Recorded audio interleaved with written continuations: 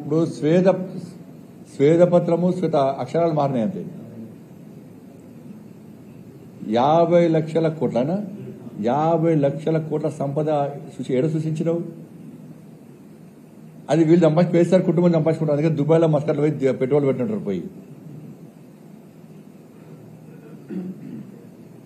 ఇవాళ మరి ఫస్ట్ నాడే జీతాలు ఎందుకు వేయలేకపోయినావు?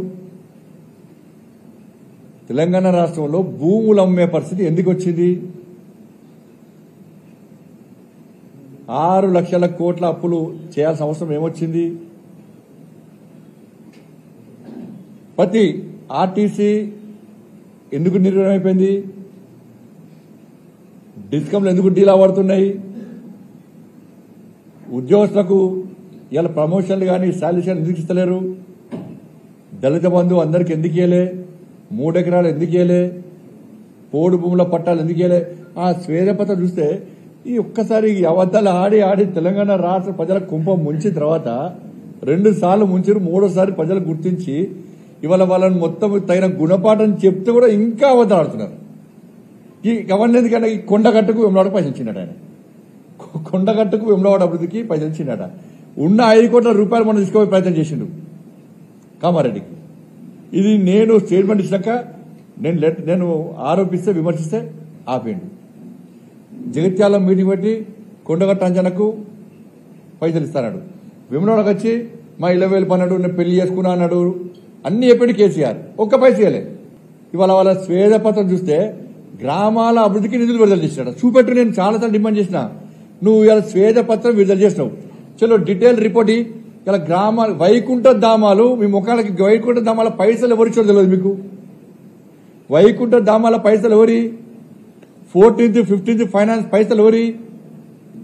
కేంద్ర ప్రభుత్వం నేరుగా గ్రామ పంచాయతీలను నిలిస్తే మీ అయ్య దొంగ సంతకాలు సర్పంచ్లను బెదిరించి దొంగ సంతకాలు పెట్టించి ఇలా డైవర్ట్ చేసిండు. గ్రామ పంచాయతీలకు నిధులు విడుదల చేస్తే సర్పంచులు కూలీలుగా మారే పరిస్థితి ఎందుకు వచ్చింది? సర్పంచులు ఆత్మహత్యలు చేసుకునే పరిస్థితి ఎందుకు వచ్చింది? ఇలా గ్రామాల సర్పంచులు మోడీ గారే శబాష్ అనే పరిస్థితి ఎందుకు వచ్చింది? మీ అయ్యకు వ్యతిరేకంగా, నీ ప్రభుత్వానికి వ్యతిరేకంగా, మీ పార్టీకి వ్యతిరేకంగా గ్రామ పంచాయతీ సర్పంచులు ఫోన్లలో మాట్లాడుకున్న సంభాషణలు నీకు ఇవ్వలేదా? మరి నేషనల్ హైవే పైసలు కూడా వాళ్ళే ఇచ్చిరట. నేషనల్ హైవే పైసలు కూడా వాళ్ళే ఇచ్చిరట. బస్తీ దవాఖాన్ల పైసలు కూడా వాళ్ళే ఇచ్చిరట. కార్పొరేషన్ల పైసలు కూడా వాళ్ళే ఇచ్చిరట.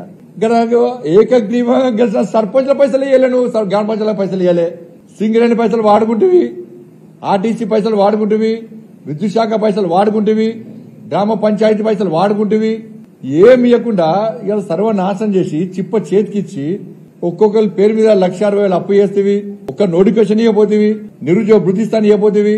వ్యాక్సిన్ పైసలు కూడా ఆయన ఇచ్చాను. ఇప్పుడు అలా వ్యాక్సిన్ కూడా హాస్పిటల్ అభివృద్ధి చేసింది. హాస్పిటల్ కనీసము ఇలా కేంద్ర ప్రభుత్వ నిధులకు ఒక్క పైస ఇవ్వలే. కోవిడ్ అప్పుడు ఇలా మీ అయ్యా మీ కుటుంబము ఇండవన్న ఫామ్ హౌస్ లో ఉన్నారు. కనీసం ఏ ఒక్క హాస్పిటల్ విజిట్ చేయలే, కనీసం భరోసా నింపే ప్రయత్నం చేయలే. పారాసిటమాల్ వేసుకోన్నాడు మీ అయ్యా, పారాసిటమాల్ వేసుకోన్నాడు.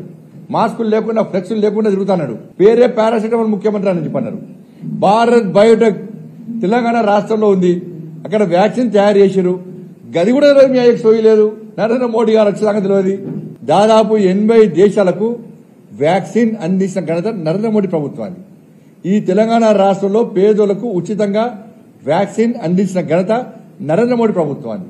కేంద్ర ప్రభుత్వ నిధులు మొత్తం కూడా వాళ్లే ఇచ్చినట్టు ఇలా ఆ స్వేద పత్రం విడుదల చేస్తే నవ్వుకుంటున్నారు. మేధావి వర్గం అంతా కూడా నవ్వుకుంటున్నారు. ఇవాళ ఏడమైంది నీ సృష్టి, ఏడమైంది. ప్రజలు ఎందుకు తిరస్కరించారు మరి మీ ప్రభుత్వాన్ని? జీతాలు ఎందుకు ఇవ్వలేదు? ఇవాళ ఇంత అప్పుల్లో తెలంగాణ రాష్ట్రం ఎందుకు ఉంది? ఇవాళ ఎన్జిఓ నాయకులు, టీఎన్జిఓ నాయకులు పిలిపించి 3 నెలలకు ఒకసారి జీతాలు ఇస్తా అని చెప్పి మీ అయ్యి చెప్పింది వాస్తవం కదా. టీచర్ పోస్ట్ ఎన్నికలు ఉన్నాయి, కనీసం ప్రభుత్వ పాఠశాలలో కనీస సౌకర్యాలు ఎక్కడ ఏం లేకుండా ఇలా మొత్తము చిప్పచెతికిచ్చారు. ఇది ఒకటి విషయం.